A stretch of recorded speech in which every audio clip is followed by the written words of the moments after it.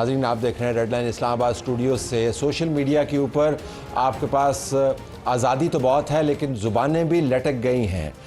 ख़वातीन एंकर्स के बारे में बदतरीन ज़ुबान इस्तेमाल की गई, और जिस शख्स ने ये ज़ुबान इस्तेमाल की उसका ख्याल था कि उसकी लंबी ज़ुबान, उसकी गंदी सोच उसको बहुत मशहूर कर देगी। मशहूर तो वो हुआ, लेकिन बदनामी के हवाले से अब वो पकड़ा गया है। हम आज के प्रोग्राम में सोशल मीडिया के ऊपर जो गंदी ज़ुबान इस्तेमाल होती है और जिसके ज़रिए लोग ख़वातीन की तस्दीक करते हैं, उस पर भी बात करेंगे। हमारे पास मौजूद होंगी अज़मा बुखारी, वज़ीर इत्तलात व नशरियात, जो ख़ुद ऐसी कैंपेन का विक्टिम रही है। इसी प्रोग्राम में नाज़रीन हमने जो सबसे बड़ी और मेन स्टोरी है उसको हमने टेकअप करना है। आज हुकूमत ने इलेक्शन एक्ट तरमीमी बिल कौमी असम्बली और सेनेट से मंजूर करवा लिया। पाकिस्तान तहरीक इंसाफ के जो मेंबरान हैं, जो असल में टेक्निकली अगर आप देखें तो सुन्नी इत्तेहाद काउंसिल के मेंबरान हैं, उन्होंने बड़ा शोर व गौगा मचाया। हुकूमत के अंदर से भी चंद एक लोगों ने कहा कि शायद हमें मुश्किलात आएंगी। असल मामला ये नहीं है कि जो मेंबरान जिन्होंने सुन्नी इत्तेहाद काउंसिल ज्वाइन की और उन्होंने इलेक्शन लड़ने से पहले ये नहीं बताया कि पाकिस्तान तहरीक इंसाफ के मेंबरान हैं, उनका मुस्तकबिल क्या है। सुप्रीम कोर्ट ने वाज़ेह अंदाज से आपको कह दिया, 8 जज साहबान ने, कि जो सुन्नी इत्तेहाद काउंसिल के अंदर लोग गए हैं, पीटीआई के अंदर जाना है। पीटीआई एक पार्लिमानी जमात है, लेकिन हुकूमत अब ये कह रही है कि अगर आपने एफिडेविट नहीं दिया और कागजात नामजदगी आपके वेट हो गए एज इंडिपेंडेंट, तो अब आप एफिडेविट देकर पार्टी नहीं बदल सकते। और जो आपने आज़ाद उम्मीदवार के प्रिविलेजेस ले लिए, अब आज़ाद उम्मीदवार ही आप रहेंगे, और जो जमात आपने ज्वाइन कर ली वो छोड़ नहीं सकते। तो बड़ा एक मलाकड़ा बन रहा है 8 जज साहबान का, और हुकूमत वक्त की तरफ से ये तरमीमी बिल आया है। हमारे पास रज़ा हयात राय साहब मौजूद हैं, मुस्लिम लीग नवाज़ की तरफ से रुकन कौमी असम्बली, कायमा कमेटी बराए कानून इंसाफ। Thank you very much for being with us. Aggrieved party Pakistan Tehreek Insaf, Umar Niazi साहब हमारे साथ मौजूद हैं। आई एम श्योर ये इसको धोएंगे, ये जो इन्होंने अमेंड आज किया है। हमारे पास शाह खावर साहब मौजूद हैं, जो माहिर कानून व आइन है, फॉर्मर जज भी हैं। आपका बहुत शुक्रिया, आपने हमें ज्वाइन किया। और हसन अयूब खान साहब, जो सहाफ़ी तज्ज़ियाकार होने के अलावा बहुत से वेल इन्फॉर्म्ड लीगल आर्गूमेंट्स भी अपने साथ रखते हैं। आपका बहुत शुक्रिया जी, आपने हमें ज्वाइन किया। स्टार्टिंग विद यू उमर साहब, इन अ सेंटेंस आपका क्या है इसके ऊपर मौक़िफ़? आप जब पार्लिमान से, जिसके आप मेंबर हैं, ये बिल पास हो गया है कि अगर आपने एफिडेविट नहीं दिया तो आप दोबारा से एफिडेविट दे के पार्टी नहीं तब्दील कर सकते। अच्छा, बुनियादी तौर पे देखें, एक तो लेजिस्लेटिव कॉम्पिटेंस की बात हो रही है, पार्लियामान का इख्तियार है, इससे कोई डिसएग्री नहीं करता कि लेजिस्लेशन किसी तरह की भी पार्लियामान ला सकता है। मगर पार्लियामान की लेजिस्लेशन के इख्तियार को गवर्न क्या चीज़ कर रही है, वो कॉन्स्टिट्यूशन का फ्रेमवर्क है। उसे खदो खाल के अंदर उन्होंने कॉन्स्टिट्यूशन एक्ट लेजिस्लेटिव चेंज लानी है। अगर कोई आईनी तरामीम करानी है तो उसका अलहदा प्रोसेस है। अब आर्टिकल 17, आर्टिकल 51 इन फील्ड है। जब आर्टिकल 51 इन फील्ड है, वो स्पेसिफाई करता है कि सीट्स मिलेंगी, reserve seats, on the basis of proportional representation, और वही प्राइमरीली एक प्रिंसिपल है। और उस जमात को मिलेंगी जिसने जो सीटें जनरल इलेक्शन में जीती हुई हैं, जिस जमात ने जीती हुई हैं। ठीक है, इस हद तक हमारा कंसेंसस हो गया। अब ये जो एक रस्ट अब एक लेजिस्लेशन लाई गई, उसका अब एक एज ए लेमैन भी देखें एक मकसद क्या है। क्या मकसद? क्या मकसद? 12 जुलाई को एक जजमेंट आई, उसके इफेक्ट को नलिफाई करने के लिए एक लेजिस्लेशन लाई। 41 मेंबरान उन्होंने आपको नहीं देने, सुन्नी इत्तेहाद काउंसिल में रखने। चले सुन्नी इत्तेहाद काउंसिल में रख लें, मगर मकसद क्या कि उनके इवज प्रोपोर्शनल रिप्रेजेंटेशन, वो सीटें ना मिले। देखिए, पीटीआई को तो उससे फ़र्क नहीं पड़ता, अगर 39 एक तरफ रहेंगे, 41 एक तरफ रहेंगे, दोनों स्ट्रक्चर तो पीटीआई के पास ही है ना। और अगर ये रिजर्व सीटें हमें मिल भी जाएं, कोई हमारी हुकूमत तो बन नहीं जानी, और ना ही खान साहब का इरादा है कोई किसी तरह की हुकूमत इस दौर में बनाने का। उनकी तो डिमांड ही सिंपल है कि हमारा मैंडेट चोरी हुआ है और ये अनडू होना नहीं है, 2-2.5 साल लगेगा। नहीं, उनका है कि फ्रेश इलेक्शन। ये छोटी सी ख्वाहिशात। आप बड़े अरसे के बाद सियासी मलाकड़े के अंदर दाखिल हुए, तो जब आप ये दंगल को देखते हैं जो अब डेवलप हो रहा है, जज साहबान की का वर्डिक्ट है कि आपने इन मेंबरान को मौका दिया, नए एफिडेविट दें, नई मखसूस नशिस्तें की लिस्टें दें, और पीटीआई जमात है, अब ये कह रहे हैं जी कि आपने एफिडेविट नहीं दिया तो आप जमात नहीं तब्दील कर सकते। यो टेक शाह साहब, इसमें बड़ी मज़ेदार इसकी जो प्रोसीडिंग्स थी, उसमें ये रिमार्क्स में था चीफ जस्टिस साहब के कि ऑलरेडी ये लोग सुन्नी इत्तेहाद काउंसिल का एफिडेविट्स दे चुके हैं, और आप एफिडेविट के ऊपर एफिडेविट दोबारा कैसे देंगे? और स्पेशली एक सुप्रीम कोर्ट की जजमेंट है उमरता बंदयाल साहब की, जिसमें उन्होंने कहा था कि जब आपने एक पार्टी ज्वाइन कर ली और अगर आपने उस पार्टी जो उसमें पैरामीटर्स हैं कि इन मकामात पे आप वोट खिलाफ नहीं दे सकते, और अगर उन लोगों ने वोट दे भी दिया तो वो काउंट नहीं की जाएगी। ठीक। अब ये वो कन्फ्यूजन्स हैं जिसके बारे में चीफ जस्टिस साहब ने एक व्यू रखते थे। 8 जजेस का एक व्यू था और 2 जजेस का एक व्यू था। 11 जजेस का जो व्यू पॉइंट था उसमें दोनों ने जो 8 जजेस थे वो उस कन्फ्यूजन की तरफ जाते थे जो कि इलेक्शन कमीशन की तरफ से पैदा की गई निशान लेते वक्त, और चीफ जस्टिस साहब के फैसले में वो खुद भी थोड़े से इस मामले में आपने सही तरीके से डिफेंसिव, उन्होंने कहा जी इसको गलत इंटरप्रेट किया गया। लेकिन 8 जजेस कह रहे हैं कि आप ये जो 41 मेंबरान हैं या अच्छा, अब ये सवाल उठता है जैसे अब कॉन्स्टिट्यूशनल बात की जाए तो मेरे ख्याल में इतनी लीगैलिटीज की निटी ग्रिटीज में हम यहाँ पे अदालत तो नहीं है कि बहस में जाए, लेकिन उसमें प्रोपोर्शनल रिप्रेजेंटेशन का मतलब ये होता है कि जी ये एक जमात है और इस जमात की ये सीटें हैं तो इसकी वजह से ये सीटें आ जाएंगी। अब ये नहीं होता कि 0 हो तो उसके साथ आप 50 ऐड कर दें। अब जमात अगर जमात नहीं है तो आप जमात बन नहीं सकते। अब हुआ ये, लेकिन 39 की जमात तो बन गई ना। लेकिन देखिए ना, इसमें भी 2 राय हैं। शाह साहब, मैंने ना वो जजमेंट नहीं पढ़ी जो मेजॉरिटी की आई है। जो डिसेंटिंग नोट 2 जजेस का है वो भी बड़ा मजेदार चीज है, और उसमें ये बात नहीं है कि वो कोजेंट नहीं है, वो बड़ी मजेदार। उन्होंने तो 18-19 नुकात उधेड़ के रख दिया। नहीं देखिए, तो कंफ्यूजन है आपके ख्याल में भी? नहीं सर, अब कंफ्यूजन ये नहीं है। मुझे ना इसका ना मैं अपना हेड बदलता हूँ लॉ से हटके। मुझे कंफ्यूजन ये है कि हम जिस तरफ जा रहे हैं ना, जिस तरफ हम जा रहे हैं, जैसे लेजिस्लेशंस हो रही हैं और जिस तरह का ये एक कंफ्यूजन क्रिएट, देखें इस वक्त इलेक्शन कमीशन भी हमारी कंट्रोवर्शियल बना दी गई या बन गई, मैं इस बहस में नहीं जाता, लेकिन एक सवाल या निशान लग गया। जजमेंट आई, इसके ऊपर भी पूरे पाकिस्तान में डिबेट हुई, जिसकी वजह से आज ये, अब इसकी क्यों जरूरत पेश आई?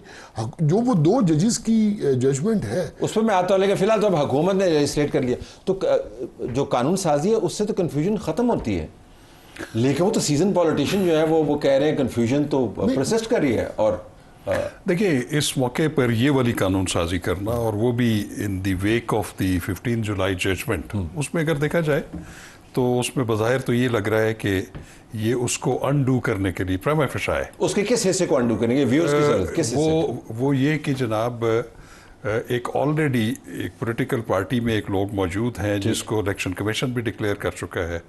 आप उनको और उन पेपर्स की बुनियाद पर किया है जो उन्होंने खुद सबमिट किए, जिसकी बाकायदा वेटिंग हुई। तो ज्यादा जो कंट्रोवर्सी है वो तो 41 लोगों की है, ठीक है, कि जिन्होंने अपने नॉमिनेशन पेपर्स में पीटीआई का जो है वो हमदर्दी शो नहीं की थी।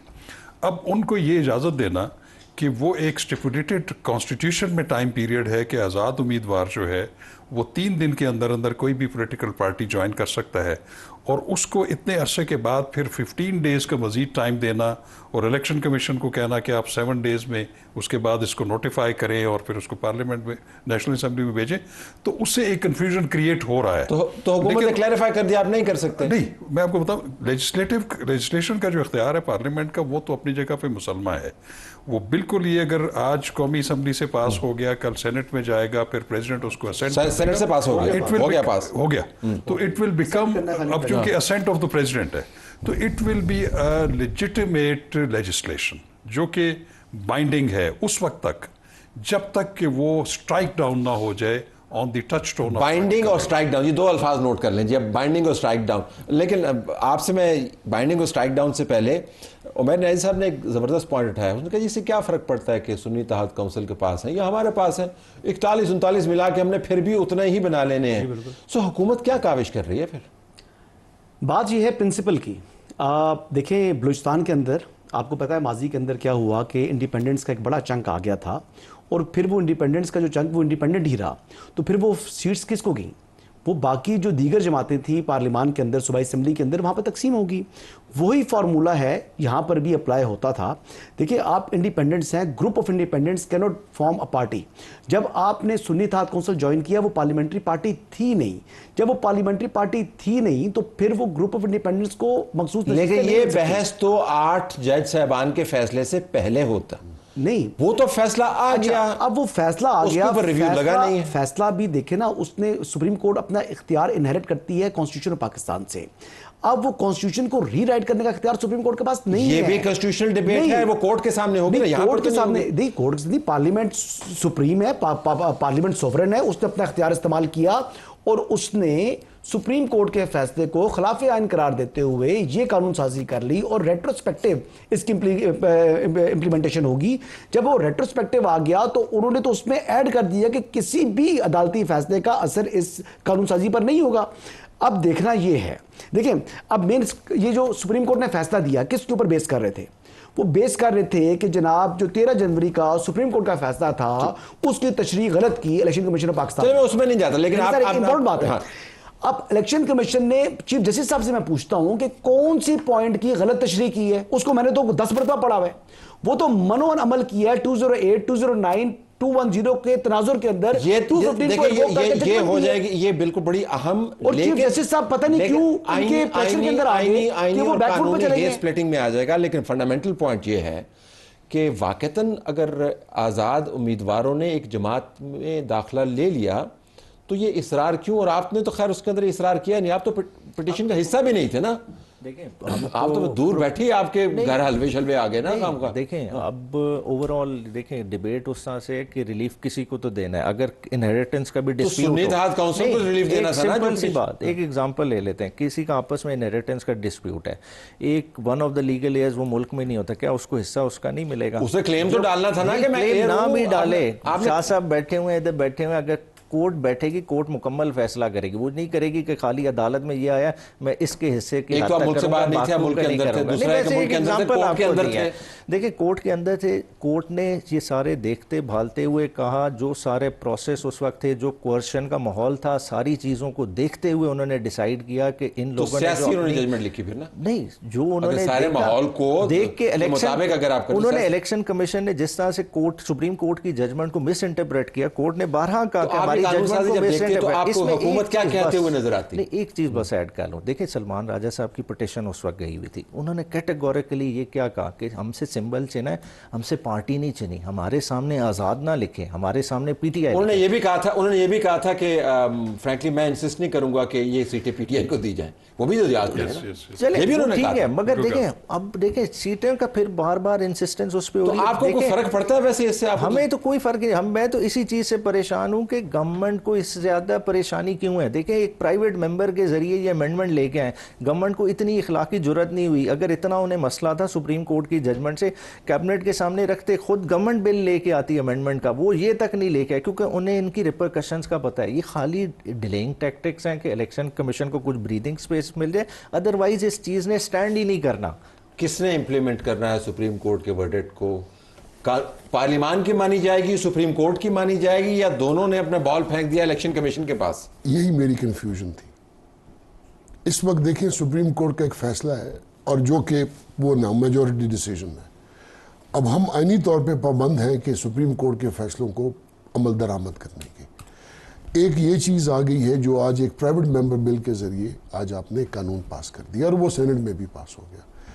गवर्नमेंट्स का शुक्र है ये कानून नहीं था, लेकिन एक्सेप्ट हो गया, गवर्नमेंट के मेंबर्स ने इसको सपोर्ट किया।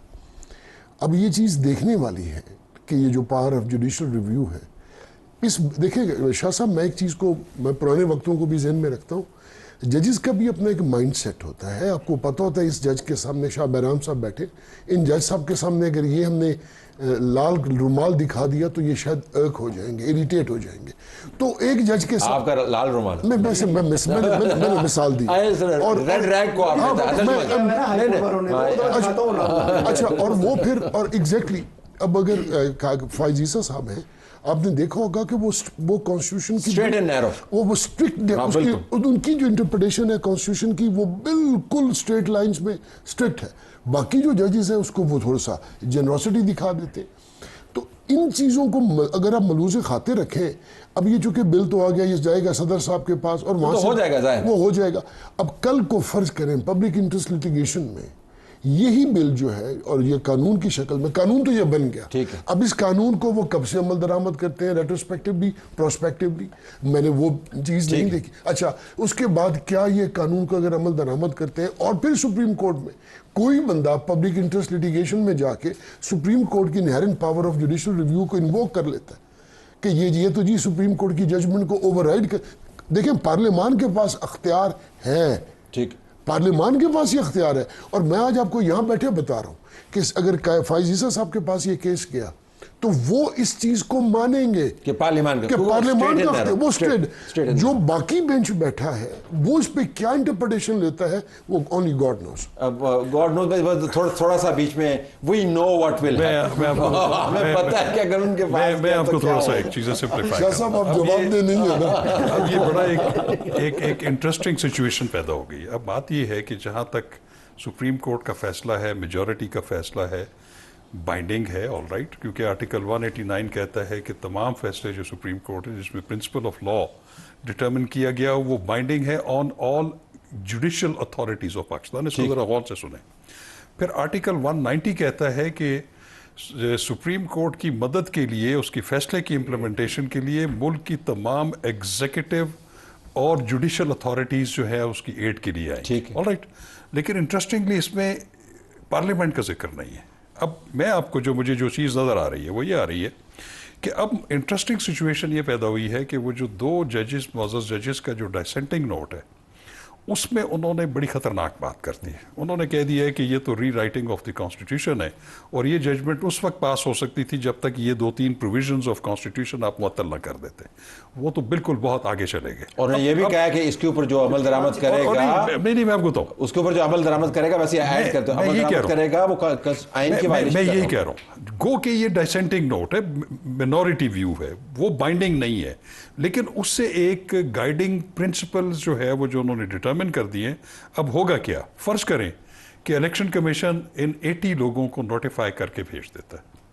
अब जो कि है वो स्पीकर को कहा जाएगा कि आप इससे हलफ लें, क्योंकि जब तक वो हलफ नहीं लेंगे दोबारा, इलेक्शन कमीशन ने तो ऑलरेडी रिज्यू नहीं किया, वो सुप्रीम कोर्ट के साथ वो उन्होंने ठीक। अब अगर इसको इम्प्लीमेंट स्पीकर इस टच ऑन पे करे कि चूंकि 2 जज साहिबान ने इस जजमेंट को पर इंक्यूरियम डिक्लेयर कर दिया है तो हमारी दानिश में भी हमने भी जो है वो हलफ उठाया हुआ है कॉन्स्टिट्यूशन की हिफाजत और उसको डिफेंड करने का, तो लिहाजा एक पर इंक्यूरियम जजमेंट को हम इम्प्लीमेंट करने के पाबंद। लेकिन तो वो वहां पे एहतराम स्पीकर जो है वो उससे पहले अपने कानून का हवाला देंगे कि हमने कानून पास कानून भी है, कानून का भी है। रखिएगा ये जो 2 जजेस का व्यू है ना, पेशावर हाई कोर्ट में ये 5-0 के 5-0 के साथ, और उन्होंने रेफर किया। मैं आपको बताऊं, अब बात ये है कि अपनी जगह पे वो मेजॉरिटी जजमेंट अपनी जगह पे, इस कानून साजी के बाद ये उस वक्त तक कानून है और अदालतों पर भी बाइंडिंग है जब तक इसको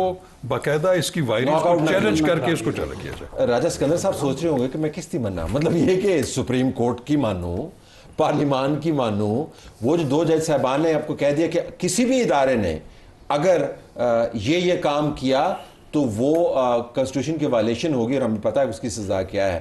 तो असल में तो इलेक्शन कमीशन का मसला है। नहीं, गजट नोटिफिकेशन के बाद मेरी जो सोर्सेज बताते हैं ECP के अंदर वो 2-3 दिन का इजलास करेंगे इस मामले के ऊपर मशावरत के लिए। लेकिन मशावरत की ज़रूरत नहीं है सर, बड़ी सिंपल सी बात है। देखिए, मैंने तो आज तक कभी ऐसा फैसला नहीं देखा कि जो अपील है वो डिसमिस कर दी और इम्प्यून ऑर्डर को सेटिसाइड कर दिया हो। मैंने तो आज तक ये फैसला नहीं देखा किसी जगह भी किसी जज ने सर इस तरह का फैसला दिए कि अपील्स जो है वो डिसमिस है और इम्प्यून ऑर्डर सेटिसाइड है और जो सीटें जो है वो देकर उठा कर दे दी, PTI को दे दी, तफसीली फैसला जारी नहीं है।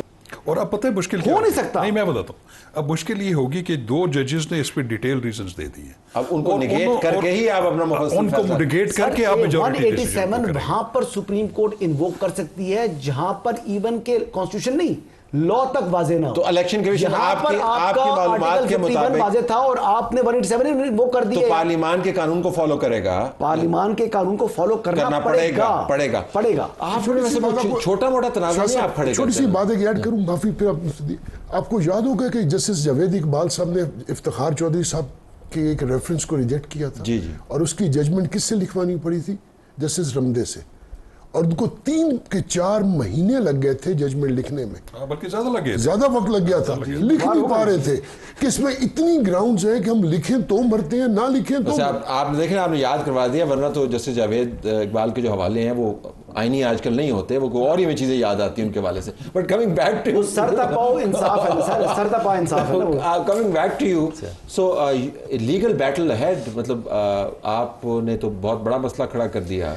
देखिए लीगल बैटल है और लीगल बैटल रहनी चाहिए। देखिए कंटिन्यूटी है। देखिए हम सबको एडमिट करना चाहिए कि डेमोक्रेटिक स्पेस कम हो रही है, ठीक है। ये अदालतें ही हैं जो डेमोक्रेसी को बार बार कुशन दे रही हैं।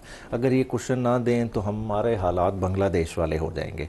और तो बांग्लादेश में जो हंगामा हुआ वो भी एक हाई कोर्ट की जजमेंट के बाद हुआ, जब उन्होंने कोटा रिस्टोर कर दिया था। कहने का मकसद ये है, और उसका देखिए मैं और सेंस में बात कर रहा हूँ कि देखिए वो पॉलिटिकल स्पेस किसने फेल किया, वो पॉलिटिकल फोर्सेज ने नहीं फेल की, वो स्टूडेंट्स के हाथ में गई। कल को इनकलाब और भी शक्ल इख्तियार कर। देखिए हम as a citizen of Pakistan सोचें, देखिए पार्लियामान सुप्रीम है, हम पार्लियामान से वो काम रहे, लेकिन तो पार्लियामेंट का काम है कानून बनाना। हम इदारों को अगेंस्ट पिचिंग तो नहीं करेंगे। देखिए जजमेंट पास करना किसका काम है? सुप्रीम कोर्ट का।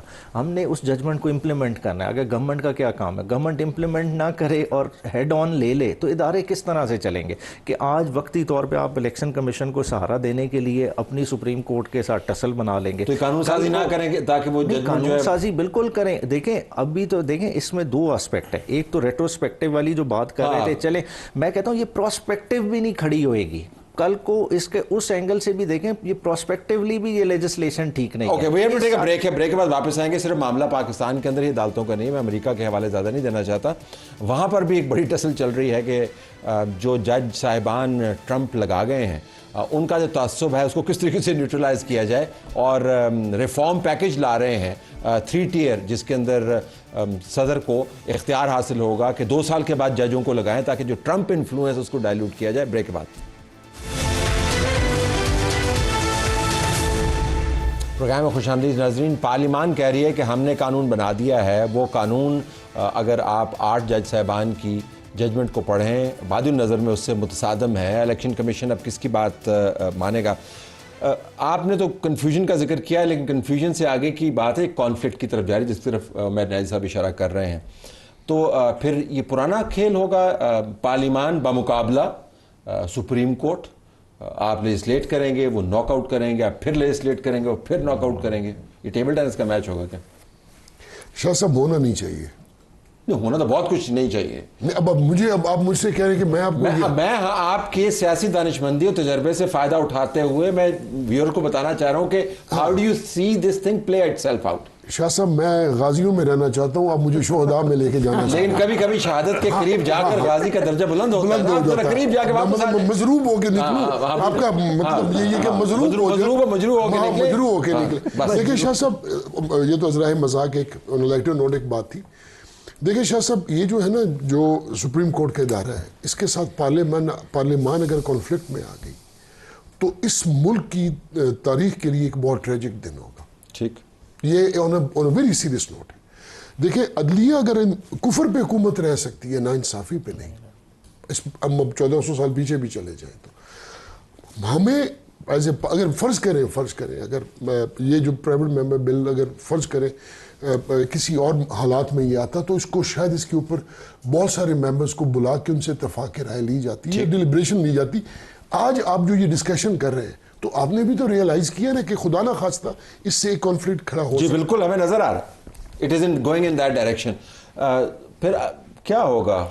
मेरा ख्याल ये है करना चाहिए था हुकूमत को। वैसे इस वक्त में आपने मेरा ख्याल है कि हुकूमत के पास और कोई चॉइस नहीं थी कि वो अपनी एक लेजिस्लेटिव जो उनका प्रेरोगेटिव था वो उन्होंने एक्सरसाइज किया, लेकिन it will not set the controversy at naught. वो भी कंट्रोवर्सी तो गहरी होगी ना, गहरी होगी। लेकिन मैं आपको एक अर्ज करूं, इसका वाहिद हल ये है, मैं आपको बताऊं, क्योंकि रिव्यू पिटिशंस इस फैसले के खिलाफ PMLN ने भी दे दी है, शायद किसी और ने भी दे दी है, पीपल्स पार्टी की तरफ से भी। उस पर यह हो कि उस पर एक, अब चूंकि 17 जजेस हैं, फुल कोर्ट उस पर तश्कील दे दीजिए उस रिव्यू के ऊपर। ये पहले छुट्टियों पे गए होंगे ना काफी सारे। मैं कहता हूँ चले, अभी छुट्टियां खत्म भी हो सकती है, वो कोई ऐसा इशू नहीं है। उसमें इसको दोबारा चीज़ों को रिव्यू किया जाए। हमने देखा है कि बहुत सारे फैसले ऐसे हैं जो कि हुए हैं और बाद में, जैसे जस्टिस फायज ईसा साहब का फैसला था, रिव्यू में फिर वो उसमें उन जजेस ने जिन्होंने एक्चुअल जजमेंट दी थी वो भी उसके लेकिन बस दूसरी तरफ एहतराम गए। शाह खाबर सर, नहीं, ये कैटेगोरिक पोजीशंस जो ले ली गई हैं, वो ठीक है, लेकिन कानून होगा क्या? साजी कैटेगोरिक है, होगा 8 क्या? नंबर का फैसला कैटेगोरिक है, वो ठीक है। डिसेंटिंग नोट कैटेगोरिक है, 50 पेशावर कैटेगोरिक है। लेकिन एक बात मैं आपको बताऊं, एक जो पर इंक्यूरियम जजमेंट जो होती है ना, उसके बारे में ये होता है कि अगर वो फाइनलिटी भी अटेन कर ले, फर्ज करें कि ये रिव्यू भी खारिज हो जाता है, पर इंक्यूरियम का ये होता है कि at some point in time वो दोबारा चीफ जस्टिस रजिस्ट्रार को कह के उसको दोबारा एक बड़े बेंच के सामने रखा जा सकता है, क्योंकि प्रिंसिपल ऑफ लॉ ये है कि illegal judgments could not sustain. ये 5 डे टेस्ट मैच नहीं है। नहीं, मैं आपको वैसे बात कर रहा हूं। एक और चीज मैं बताऊं, और सबसे बड़ी जो मैं बताऊं, जो कि 63A वाला फैसला था, वो मैं समझता हूं कि वो तो बिल्कुल ही बियॉन्ड द कॉन्स्टिट्यूशन, और उसके बारे में अभी तक रिव्यू अभी तक पेंडिंग पड़ा लेट मी आस्क हसन, हुकूमत शायद इस कन्फ्रंटेशन से बच सकती थी, ना करती तो क्या हो जाता? आपने प्रिंसिपल की बात की, लेकिन पहली मरतबा तो प्रिंसिपल को बेंड नहीं करना होगा, नहीं करती। असल में तो प्रॉब्लम वहां से स्टार्ट हुआ ना कि लॉ मिनिस्टर गए जुडिशल कमीशन के इजलास में, वहां पर उन्होंने कहा कि हम जुडिशल रिफॉर्म्स करने लगे हैं, और वहीं से चीज़ें सारी अलर्ट होगी, और फिर उसके बाद ये मामला सारा खड़ा हुआ है। अगर बात देखी जाए, जुडिशल पॉलिटिक्स जो है वो एट फुल स्विंग चल रही है, चाहे वो सुप्रीम कोर्ट है, चाहे वो हाई कोर्ट है। अब ये जितना भी मामला चल रहा है, अब ये देख लें कि प्रैक्टिस एंड प्रोसीजर का जो कानून है, उसके तहत जो रिव्यू लगना है वो विद इन 14 डेज लगना है। लेकिन यहाँ पर जजेस छुट्टी पर चले गए, उन्होंने कहा जी अब तो समर वेकेशंस के बाद हम आएंगे। भाई, आपने कानून और आइन के मुताबिक काम करने का हलफ उठाया हुआ है, आप किस तरीके से इससे फरार इख्तियार कर सकते हैं? आप देखें ना, यहाँ पर प्रॉब्लम क्या था। प्रॉब्लम ये है कि जी फिक्स टर्म करने लगे थे chief justice supreme court of Pakistan की, या जजेस की जो रिटायरमेंट जो थी, जो बोला उन्होंने, जो बातें सामने आई, इससे सारा मामला खड़ा हुआ। तनाज़ा तो यहाँ से स्टार्ट हुआ है। फिर अपने अपने इंटरेस्ट हैं यहाँ पर, हर बंदा अपने जो है ना वो 1.5 इंच की मस्जिद अपने पाव गोश्त के, लेकिन ये सब कुछ होने के बाद जब आप एक बहरान के एक नुक्ते पर आ जाते हैं तो स्टेप बैक करना चाहिए। देखिए, एक ही ऑप्शन है सुप्रीम कोर्ट के पास कि रिव्यू में अपने जो ऑर्डर दिया हुआ है उसको जो है वो वापस ले लें। इसके अलावा आप कोई किसके साथ खड़े होंगे अगर पार्लिमान, खुदा न खास्ता पार्लिमान और कोर्ट के सामने आमने सामने हो गए, किसके साथ खड़े होंगे? ये ना कहेंगे इमरान खान के साथ, वो तो आप हैं उनके साथ। बिल्कुल, देखिए आइन के साथ खड़े होंगे। देखिए आइन का सबको पता है, ठीक है, आइन के साथ ना खड़े हो तो हम इस कौम के मुजरिम हैं बुनियादी तौर पे। देखें, इदारे आप अपनी छोटी ख्वाहिशात के लिए एक दूसरे के अगेंस्ट पिचिन कर रहे हैं। देखें, अभी इस वक्त सीटों की रेलेवेंस नहीं है। मुझे नहीं समझ आ रहा कि गवर्नमेंट के एंड पे क्या पैनिक है। अगर देखा भी जाए, एट बेस्ट अगर देखा जाए जिस तरह की जजमेंट आई हुई है, 39 का स्टेटस अभी तक क्लियर है, उसमें कितनी प्रोपोर्शनल रिप्रेजेंटेशन पे सीट मिल जाएगी, वो इतने ज़्यादा नहीं अभी बनती। और दूसरा पेंडिंग भी डाल सकते हैं, मतलब उस चीज़ पे जब तक क्लैरिटी होती ये कर सकते थे। और इन अ वे इनके पास अभी भी क्वेश्चन मौजूद है। अगर देखा जाए पार्लियामेंट में अभी भी 12 से 13 लोग आज़ाद मौजूद हैं, ठीक है। उसके अलावा अभी मुस्ताज़ मुस्तफ़ा साहब की कल डेथ हो गई, एक आधा वो इलेक्शन आ रहा है, 5 एक केसेस ऑलरेडी, 4 केसेस तो काजी फायज़ ईसा साहब की बेंच रिजर्व करके बैठा है रिकाउंटिंग वाले। मतलब बहुत सारी चीज़ें हैं इस वक्त गवर्नमेंट के एंड पे, बहुत सारी थी। मतलब मेरे ख्याल से बहुत इल एडवाइस इन्होंने काम किया। आप किस तरफ होंगे? मैं सर पार्लियामान की तरफ? नहीं, मैं गाजी को भी पोजीशन तो लेनी पड़ती कि नहीं? देखिए जी, मेरी बात सुने शाह साहब, अगर खुदा ना खास्ता से हालात होंगे तो उसके मुताबिक फिर वक्त के मुताबिक फैसला किया जाएगा। That's brilliant politician speaking. That's a brilliant politician speaking. जरा यहाँ से रिट्रीव किस तरह कर सकते हैं, क्विकली अगर आप बताएं। देखिए, मेरा ख्याल ये रिव्यू के जरिए मैं आपको बताऊं, ये तमाम मसाइल, ये लेजिस्लेशन भी और उसके बाद जो एक अनएंडिंग एक वॉर चली जाएगी जुडिशल, इसको भी चैलेंज किया जाएगा और फिर दोबारा लेजिस्लेशन होगी। मेरा ख्याल ये है कि एक ब्रॉड बेस्ड डायलॉग की ज़रूरत है। तमाम political parties including PTI, even the armed forces, all the stakeholders, कि एक उस पे आ जाएं और पाकिस्तान के बारे में सोचें कि सारे नेक हो जाएं, सुबह जल्दी उसका हल ये काम पूरा किया करें। अदरवाइज हमें हर एक को आपको पता है कि ये नहीं आपकी, लेकिन चले मेरा एक ख्वाहिश हो सकती है, लेकिन ये ख्वाहिशात हमारी इससे भी बड़ी बड़ी है। तो मेरा तो ख्याल है कि हाल यही है। इसके अलावा वरना कॉम्प्लिकेशंस है, करने निकाल की थी, ये तो ना करने वाली। बट यू थिंक अगर नॉकआउट होता है ये, इसके अलावा मेरा नहीं ख्याल कि इसको नॉकआउट करेंगे। नॉकआउट नहीं करना चाहिए, क्योंकि देखें उनको मालूम है उन्होंने क्या किया है। ये ऐसा नहीं है कि जजेस, जिन्होंने 8 जजेस ने फैसला दिया है, उनको मालूम नहीं है कि उन्होंने क्या फैसला दिया है। और उसकी मैंने implications जो क्या हो कुछ किया होता है, सुबह सुबह से जो कुछ मैं कर रहा हूं, क्या मुझे नहीं मालूम मैंने क्या किया हुआ है? तो मेरे ख्याल से मोअज़्ज़ज़ जजेस को सुप्रीम कोर्ट की साख को बहाल रखने के लिए इस मामले में फिर आगे कन्फ्रंटेशन में नहीं जाना चाहिए। जानते हुए- पार्लिमान है, पार्लिमान सुप्रीम। और ये जानते हुए कि जो डाइसेंटिंग नोट है वो कितना वेटी नोट है और वो मुफस्सल फैसले से पहले आ गया, लेकिन very interesting times ahead, hopefully बहुत ज़्यादा इंटरेस्टिंग नहीं होगी। आप सारों का बहुत शुक्रिया, प्रोग्राम हमारा जारी है। चंद रोज़ पहले डॉक्टर उमर आदिल नामी एक शख्स ने सोशल मीडिया के ऊपर एक इंटरव्यू के दरमियान बात करते हुए जो फीमेल एंकर्स हैं पाकिस्तान टेलीविज़न के ऊपर आती हैं मुख्तलिफ चैनल्स पर, उनके बारे में इंतहाई बेहुदा और गुफ्तगू की। बिलखसूस गरीदा फ़ारूकी को उन्होंने टारगेट किया, जिन्होंने उनके ख़िलाफ़ दरख्वास्त दी। दरख्वास्त के नतीजे में उनके ख़िलाफ़ कार्रवाई हुई और उनको पकड़ लिया गया। ये वतीरा बन गया है कि ख़वातीन को आप टारगेट करें, वो पॉलिटिशियंस हों, वो एंकर्स हों, वो बिज़नेस पर्सनस हों, और उनके बारे में जो बकवास है आप कर सकें। मैं अमूमन ऐसा लफ्ज़ इस्तेमाल नहीं करता, लेकिन जो बातें की गई हैं उसके लिए कोई और मुझे लफ्ज़ मिल नहीं रहा, लिहाजा मैंने बकवास का लफ्ज़ इस्तेमाल किया। अज़मा बुखारी साहब जो इंफॉर्मेशन मिनिस्टर हैं पंजाब हुकूमत की, हमारे साथ लाइन पर मौजूद हैं, क्योंकि कल इनका मैं एक इंटरव्यू देख रहा था जिसके अंदर इन्होंने बात की कि जो इनके ख़िलाफ़ कैंपेन चली थी उसके ऊपर जो अभी तक कार्रवाई हुई है उससे मुतमईन ये नहीं है। अज़मा साहब बहुत शुक्रिया, आपने हमें ज्वाइन किया। पहले तो ज़रा ये उमर आदिल के केस के ऊपर हम आएँ। जो एग्रीव्ड पार्टी है उसने तो इसको बड़ा अप्रिशिएट भी किया है और मैं गरीदा का ट्वीट भी देख रहा था। ज़रा इसके बारे में हमें थोड़ी सी मालूमात फराहम कीजिएगा। बहुत शुक्रिया तलत साहब। डॉक्टर उमर आदिल साहब एक कोई नफ्सियाती सी शख्सियत लगते हैं मुझे, क्योंकि ये उनकी पहली दफा नहीं है। इससे पहले एक एप्लीकेशन मैंने भी दी हुई है बाय द वे FIA में, और वो डॉक्टर उमर आदिल के बारे में ही थी, और जिसके ऊपर वो उनको आदत है खवातीन के बारे में बैठ के लग़्व गुफ्तगू करने की, और इसमें वो चीफ मिनिस्टर पंजाब को भी उन्होंने नहीं बख्शा हुआ। अब उनके बारे में जितनी गंदी और घटिया गुफ्तगू उन्होंने की हुई है मैं दोहरा भी नहीं सकती, तो इससे आप अंदाजा लगा लीजिए कि what kind of character he is. लेकिन ये बड़ी एक कोइंसिडेंस है कि जो भी इस तरह की गंदी जबान इस्तेमाल करता हो, जो ये बदतमीजी करता हो, इस तरह के बिलो द बेल्ट अटैक्स करता हो, उसका ताल्लुक जो है वो जरूर कहीं ना कहीं जाके जो है वो PTI से निकल आता है। वो या इमरान खान के जो पैरोकार होते हैं या PTI को बहुत पसंद होते हैं। तो ये अनफॉर्चुनेटली ये एक उमर आदिल का dilemma है। PTI से क्या और ये ताल्लुक है? वो बहुत पसंद करते हैं जी, उनका इमरान खान उनकी आइडियल है, और जिसका जिसका इमरान खान आइडियल होगा उसका यही हाल होगा जी, जो जो उनका है। और उमर आदिल साहब के बारे में बहुत सारी मतलब फैक्चुअल चीजें हैं जो बहुत सारी पूरे लाहौर को पता है, लेकिन हम यकीनन उन लोगों में से नहीं है कि जो एक काउंटर अटैक करें। तो मैंने अपने केस के अंदर भी, और ये इस केस के अंदर भी डॉक्टर उमर आदिल के, कि मैंने जो है वो FIA में दरखास्त दी थी कि इन मौसूफ को जो है बुला के पूछे तो सही इनका मसला क्या है, खवातीन इनको क्या तकलीफ दी हुई है जो ये इस किस्म की गुफ्तगू करने से बाज नहीं आते।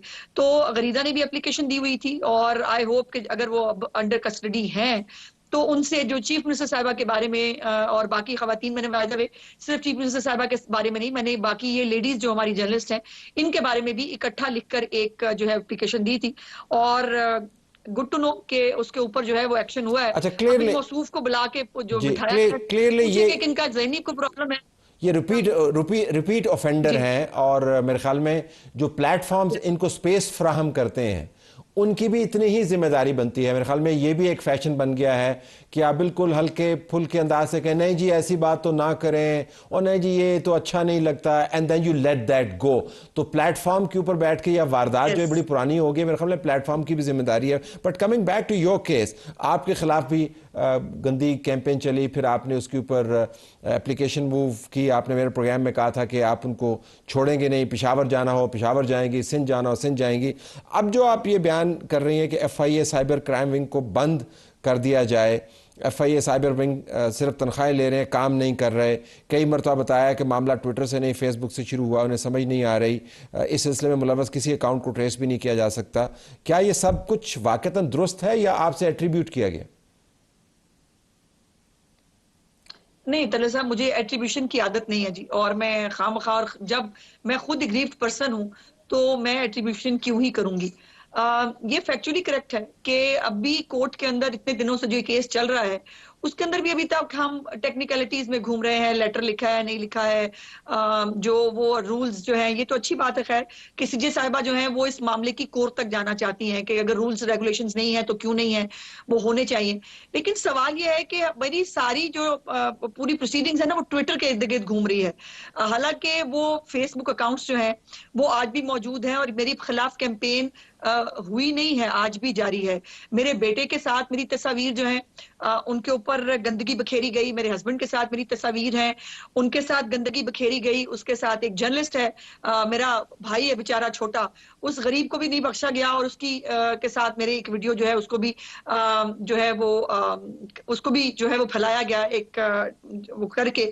सो ये वो उनका मैसेज है एक्चुअली मेरे लिए कि तुम जो मर्जी कर लो हम बाज नहीं आएंगे। तो मेरा मैसेज भी बड़ा लाउड एंड क्लियर है कि मैं इनको छोड़ूंगी नहीं, और ये जिस भी गंदगी की हद तक गुजर सकते हैं जा सकते हैं, ये जाके देख लें। लेकिन क्लियरली आपने पकड़ना है, आपने पकड़ना है इनको निजाम के जरिए। कोई जाती तौर पर अगर मामलात को तय करने का माहौल होता तो वो भी बंदा तय कर लेता, लेकिन आप मिनिस्टर हैं और आपने निजाम के, और निजाम क्लियरली उस लेवल पर ऑपरेट नहीं कर रहा, और आप मिनिस्टर हैं, आप पाकिस्तान के सबसे बड़े सूबे की इंफॉर्मेशन मिनिस्ट्री को लीड करती हैं और सूबा जो हेड कर रही हैं खातून हैं, आपकी पार्टी का प्राइम मिनिस्टर मौजूद है। So I am just trying to understand कि आपसे ज्यादा कन्वीनियंट और पावरफुल पोजीशन में कौन और होगा अपने केस को परसू करने के लिए।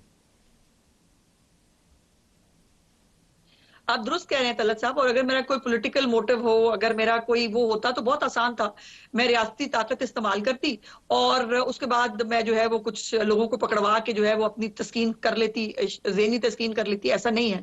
मैंने इसलिए ड्यू प्रोसेस ऑफ लॉ को अडॉप्ट किया कि मैं ये बताना चाहती हूँ कि तमाम तर वसाइल के बावजूद मेरा कोई पोलिटिकल मोटिव नहीं है। मुझे प्राइम मिनिस्टर साहब ने फोन किया, उनकी मेहरबानी है, उन्होंने मुझे जिस दिन ये पहले दिन हुआ उन्होंने मुझे कहा कि उज़्मा बेटी आपने घबराना नहीं, परेशान नहीं होना, हम आपके साथ हैं।